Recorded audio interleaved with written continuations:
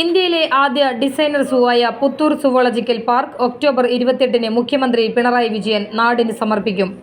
336 ഏക്കറിലാണ് പാർക്ക് ഒരുക്കിയിട്ടുള്ളത്.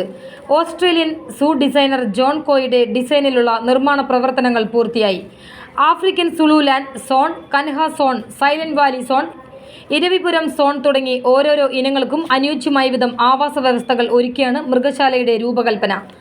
മൃഗങ്ങളെ ഇടുങ്ങിയ കൂടുകളിൽ അടച്ചിടാതെ സ്വതന്ത്രമായി വിഹരിക്കാൻ അനുവദിക്കുന്ന തരത്തിലാണ് ഓരോ സോണുകളും. സഞ്ചാരികൾക്ക് അവയെ കാണാനും കൂടുതൽ സൗകര്യമാകും.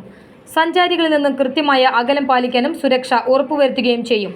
രാത്രികാലങ്ങളിൽ മാത്രം പുറത്തിറങ്ങുന്ന പക്ഷികൾ, ഉരുക്കൾ എന്നിവയ്ക്കും പ്രത്യേക മേഖലയുണ്ട്. ഈ സർക്കാർ അധികാരത്തിൽ വന്ന ശേഷമാണ് സുവോളജിക്കൽ പാർക്കിന്റെ നിർമ്മാണ പ്രവർത്തനങ്ങൾക്ക് തുടക്കം കുറിച്ചത്.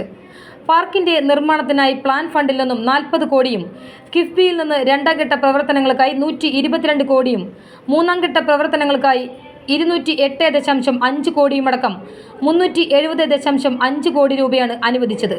മൃഗങ്ങൾക്കും പക്ഷികൾക്കും അവയുടെ സ്വാഭാവിക ആവാസ വ്യവസ്ഥയാണ് സുവോളജിക്കൽ പാർക്കിൽ ഒരുക്കിയിട്ടുള്ളത്. തൃശൂർ മൃഗശാലയിൽ നിന്നും മൃഗങ്ങളെയും പക്ഷികളെയും മാറ്റുന്ന പ്രവർത്തനം അന്തിമഘട്ടത്തിലാണ്. കേരളത്തിന് പുറത്തുള്ള മൃഗശാലകളിൽ നിന്ന് വെള്ളക്കടുവ ഉൾപ്പെടെയുള്ള മൃഗങ്ങളെ